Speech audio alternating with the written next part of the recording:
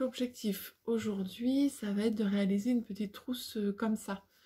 Donc une trousse à souffler, alors ça s'appelle une trousse Suzy. C'est un patron à l'origine qui est gratuit, mais en allemand, chez Patidou. Je vous mettrai le lien. Donc voilà l'objectif. Je vous montre un petit peu maintenant ce qu'il faut, sachant que je vous mets les dimensions en barre, enfin en description. Donc ça va être l'intérieur de ma nouvelle trousse, donc la partie doublure, que j'ai thermocollée.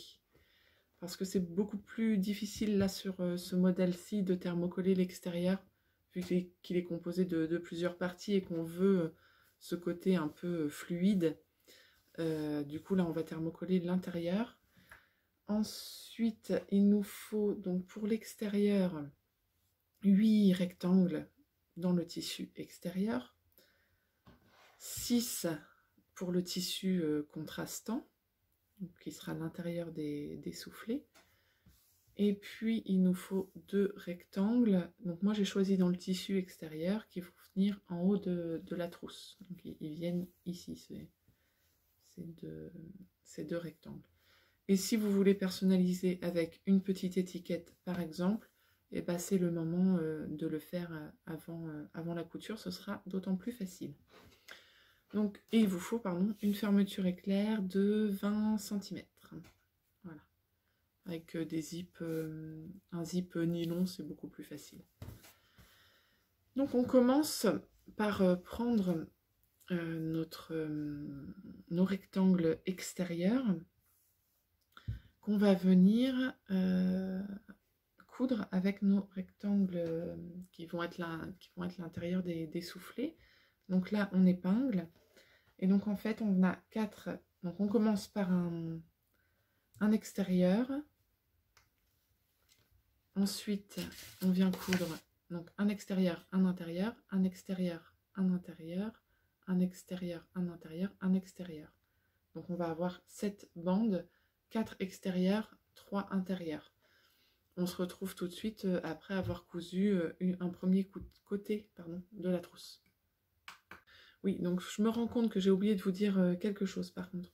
Sur les rectangles qui vont être intérieurs, donc sur les rectangles, voilà. Donc moi là, ça va être ce coton-là. Donc sur les 6 rectangles qu'on a, donc 1, 2, 3, et donc 4, 5, 6. Sur les 6 rectangles que l'on a, on va venir marquer le milieu du rectangle. Donc je plie en deux, et je viens faire juste une petite encoche ici. Voilà, de chaque côté. Voilà, et donc on fait ça sur les 6 rectangles, une petite encoche au milieu.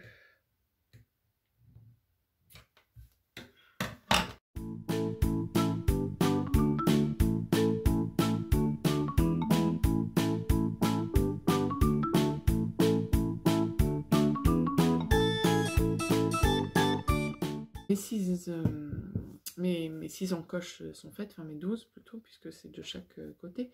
Et donc là, je viens assembler endroit contre endroit.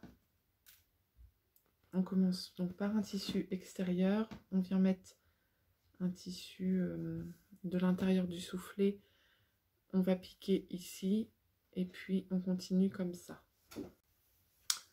Voilà ce que vous devez obtenir. Donc vos rectangles extérieurs, on va dire, intérieur, extérieur, intérieur, extérieur, intérieur, extérieur. On commence par un extérieur, on termine par un extérieur.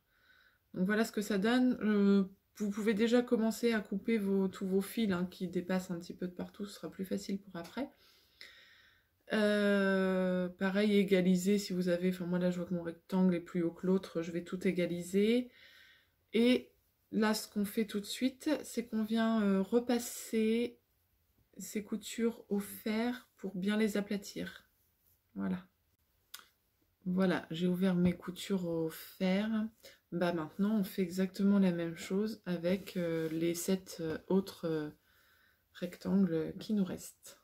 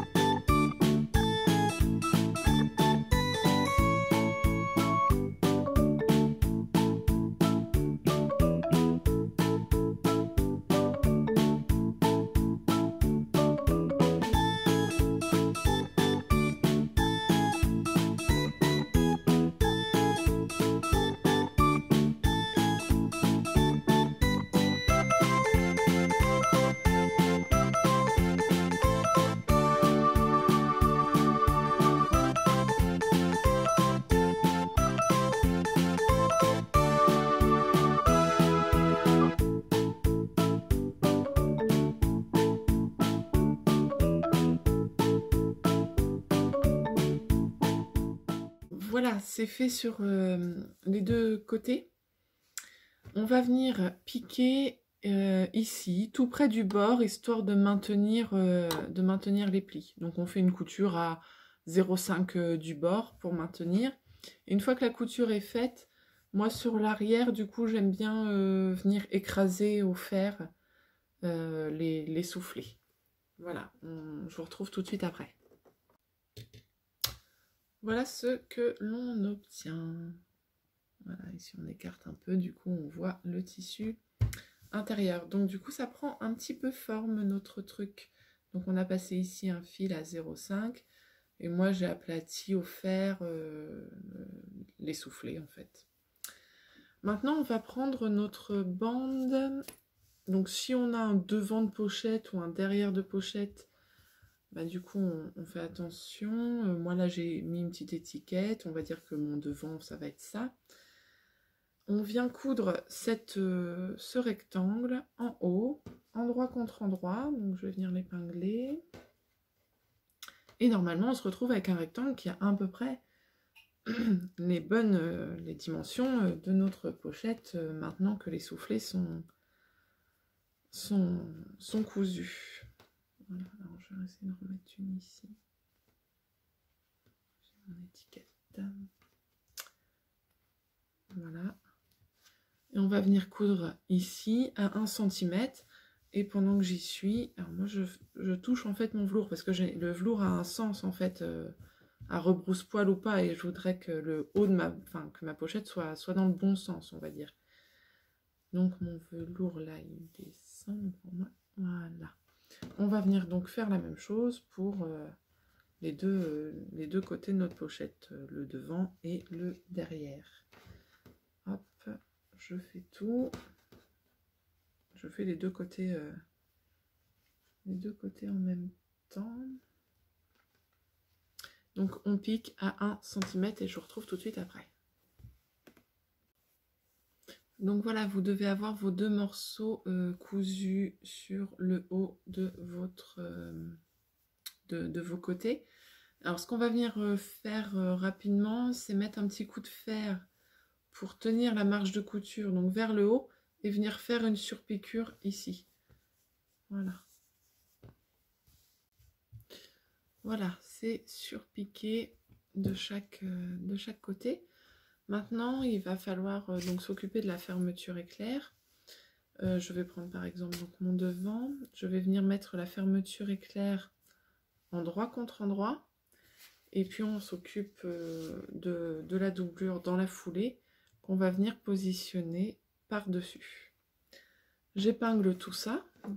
Donc j'essaye à ce que mes trois bords, c'est-à-dire mon extérieur, le ruban de ma fermeture et le haut de ma doublure, soient alignés sur le haut là, et j'épingle.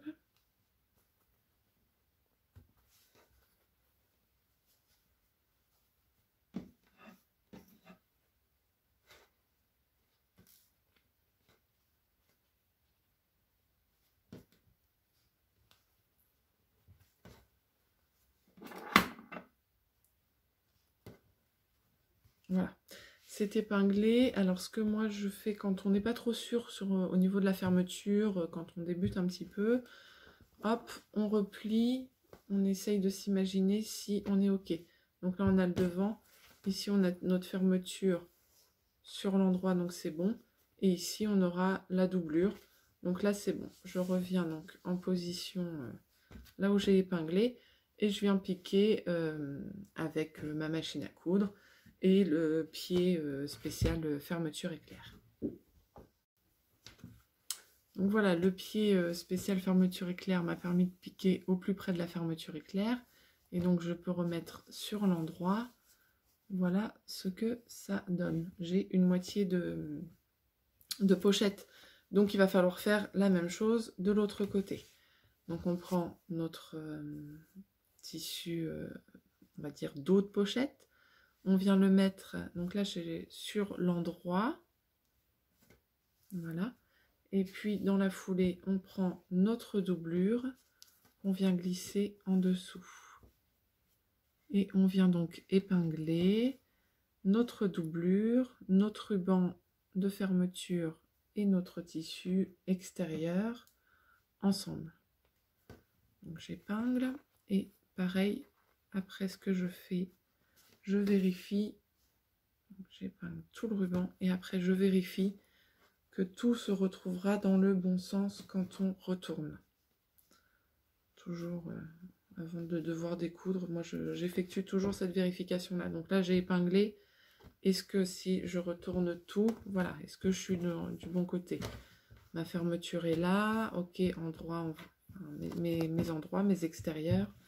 Et à l'intérieur, ok, mes doublures sont bonnes. Donc je reprends là où j'ai épinglé et je viens piquer tout de suite au ras de la fermeture.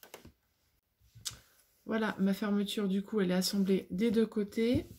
Alors je tire un petit peu mes tissus, surtout que moi là c'est du velours, il a tendance à revenir. Et on va venir faire une surpiqûre ici. Donc moi je vais passer un petit coup de fer pour bien étirer, pour pas que justement mon velours vienne se prendre dans ma fermeture.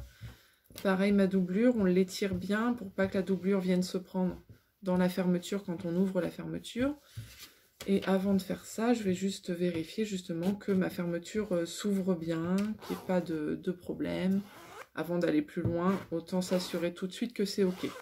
Donc là c'est ok, je vais passer un petit coup de fer en étirant et après je viens faire une surpiqûre de chaque côté le long de la fermeture. Donc là on n'a plus besoin du pied fermeture éclair, on peut repasser sur son pied classique sur sa machine. Voilà où on en est, donc on a surpiqué sur les côtés de la fermeture. Maintenant, on va venir ouvrir la fermeture. Bon, vous ouvrez bien quand même, hein, parce qu'après, il va falloir pouvoir retourner. Donc, moi, je laisse aller 4-5 cm fermés, c'est tout. Et puis, on va venir épingler endroit contre endroit, donc l'extérieur de la doublure, l'extérieur de la pochette. Et je pensais à la doublure, et endroit contre endroit, la doublure. Donc là, je viens épingler tout le tour, toute ma pochette en fait, mais ouverte. Je viens épingler, alors moi j'épingle d'abord les coins, ici aussi pour la doublure, voilà, voilà. Et puis bah, ici, il va falloir faire attention à ce que nos... Donc on va essayer d'épingler pour que nos coutures soient l'une en face de l'autre. Sachant que c'est l'extérieur de la trousse, donc c'est ce qui va se voir. Donc voilà, on épingle pour que là, les deux rectangles soient l'un en face de l'autre. Et puis on épingle comme ça, tout le tour de la trousse, tout en laissant, alors je vais l'indiquer comme ça au crayon, une ouverture ici, dans le bas de la doublure. Vous laissez une ouverture de, je dirais, 6-7 cm. De quoi ensuite pouvoir plus ou moins passer la main, en tout cas passer les doigts pour attraper la pochette et pouvoir la retourner sur l'endroit. Donc là, on continue d'épingler tout le tour. Voilà, ce côté-là, je l'ai fait. Il me reste ce côté-là au niveau des coutures. Bien les mettre l'une en face de l'autre. Que ça soit le plus joli possible. Voilà.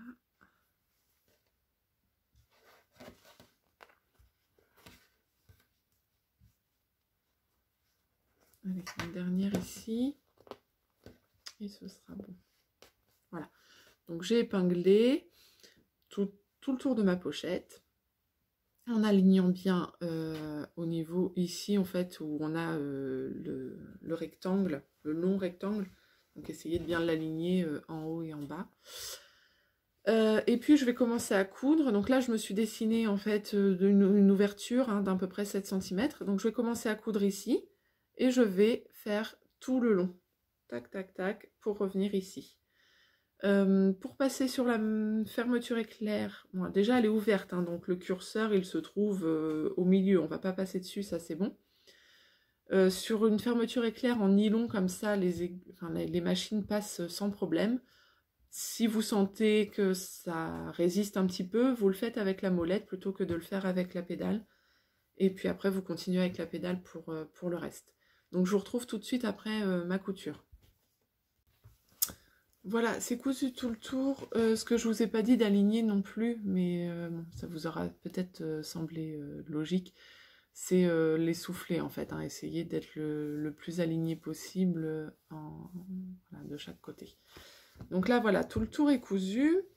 Il va nous rester à faire les angles, vous voyez, pour que notre pochette, elle tienne. Sinon, là, elle va être plate. Là, on dessine un petit angle de chaque côté. Voilà, pour lui donner un petit peu une forme plus évasée vers le bas. Donc, pour cela, on va prendre nos 4 coins. Donc, on vient, alors par exemple, glisser sa main. Donc, je vais faire côté doublure d'abord. Voilà, on vient glisser sa main dans la doublure et on vient former un coin. Je ne sais pas. Voilà. Voilà ce que ça doit donner. Un coin comme ça. Oui, vous aplatissez en fait votre coin dans l'autre sens. Là, il est aplati comme ça. Maintenant, on vient l'aplatir dans l'autre sens. Voilà, comme ça.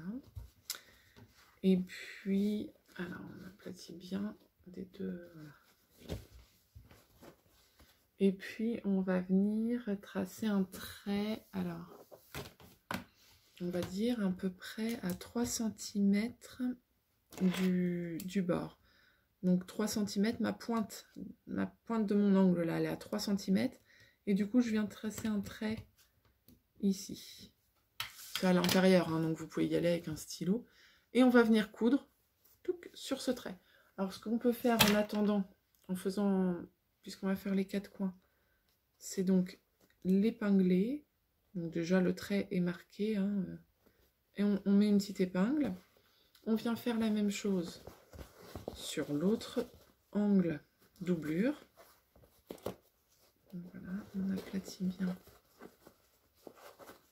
Hop, je pose, je prends ma règle, je fais mon trait à 3 cm du bord. Après, ça peut être 3 ou autre. Le principal, c'est de garder la même mesure sur tous nos angles pour que ce soit harmonieux. Donc, je viens mettre une épingle. Et donc, pour la partie extérieure de notre pochette, alors soit on aurait pu glisser, la faire en premier, glisser notre main dedans, mais en fait, de par l'extérieur, on y arrive aussi, hein.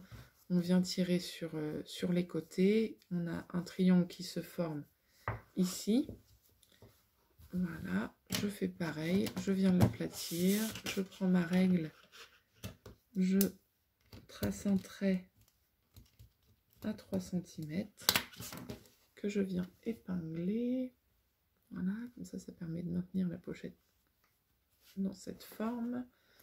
Et le dernier côté, je viens, j'aplatis. Quand on aplatit, en fait, nos coutures se retrouvent, nos coutures de fond et de côté se retrouvent l'une sur l'autre. On aplatit bien et on marque 3 cm aussi.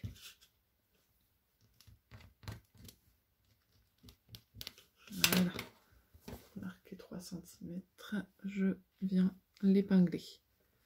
Donc voilà à quoi doit ressembler votre pochette. Elle a les 4 côtés en petit triangle comme ça.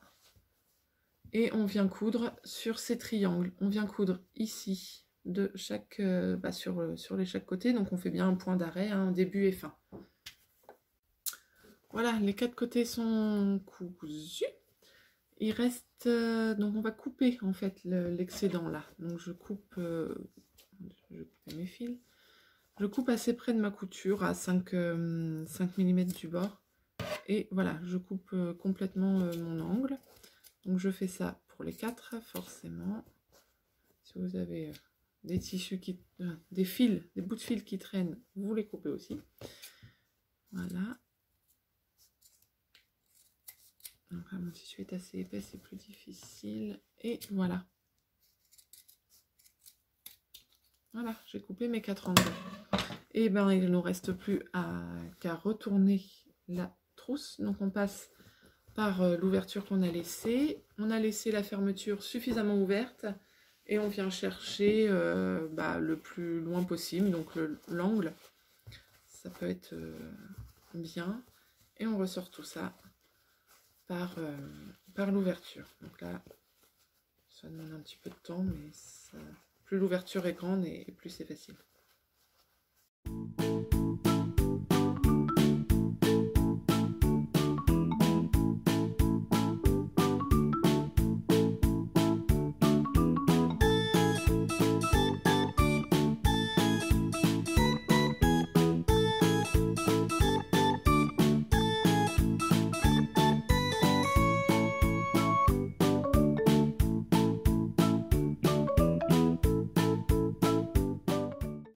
Voilà, donc là c'est à peu près sorti. On dégage bien les angles, alors soit avec ses ongles, ses doigts, ou sinon c'est de la pointe d'un stylo, d'un crayon, quelque chose comme ça. Là on dégage aussi, alors c'est au niveau de la fermeture, du coup on peut aussi l'ouvrir complètement et bien dégager l'angle au niveau de la fermeture de chaque côté. Et puis surtout les angles aussi de la trousse principale, enfin dans le tissu principal, puisqu'après on ne pourra pas y retourner une fois qu'on va avoir refermé. Donc on dégage bien ces angles au maximum, les angles de la doublure. Et puis alors là ce qu'on peut faire avant, il va nous rester à fermer la doublure.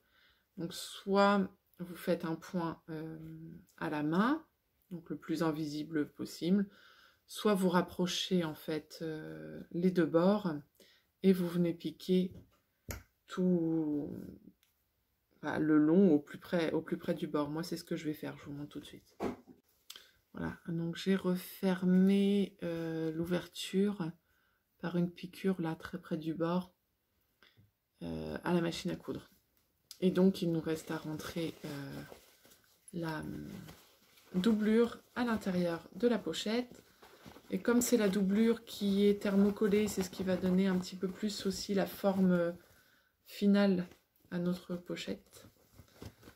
Puisque enfin, moi, dans mon cas, en tout cas, mes tissus extérieurs n'ont pas beaucoup de tenue.